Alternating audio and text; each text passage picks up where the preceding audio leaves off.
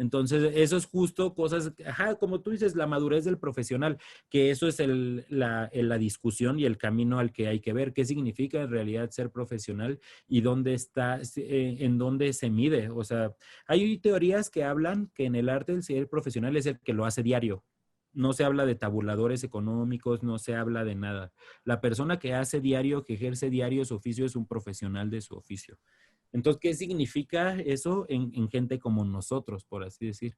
¿Cómo la gente como nosotros puede hacer un ejercicio consciente diario de su oficio, aun cuando no tenga un cliente o aun cuando no tenga un facilitador económico para hacerlo pasar o una remuneración económica a través de eso? Eso es lo que me parece interesante. O sea, cuál es el profesionalismo entonces? O es decir, cuando haces una película, ¿ya te vuelves un profesional? O quizás no. O sea, Claro. ajá.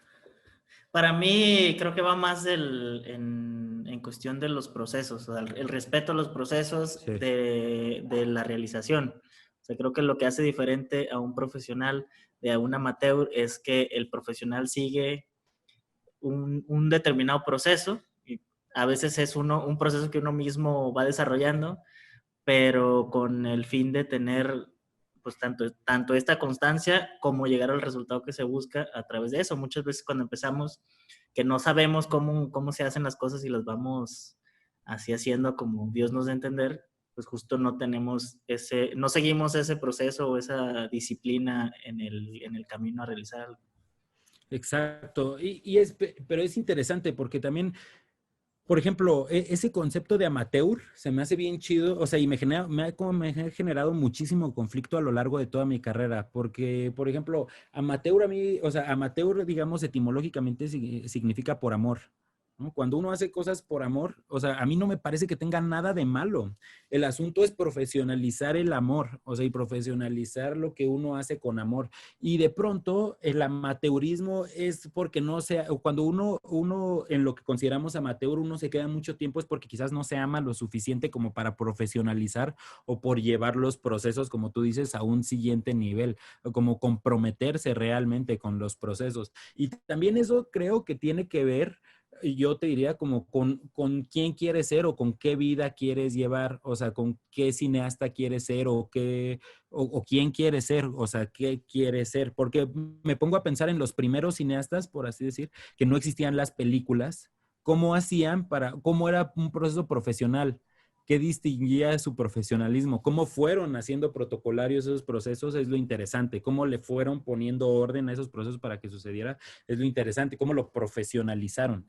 Pero ese es el asunto, o sea, que el mundo profesional de ahora no es lo que era cuando nosotros estudiamos o cuando nosotros empezamos a querer hacer esto o cuando empezamos a hacer esto. Por ejemplo, a mí me parece relativamente desolador a un nivel, no para tirarme así a llorar, pero sí se me hace loco pensar en que antes gran parte del chistecito de esto es que era un trabajo en equipo muy grande, que era una colaboración y que era una cosa de puntos de vista y tal, que es interesante siempre y que es enriquecedor siempre, o la mayor cantidad de las veces hay que buscar que lo sea.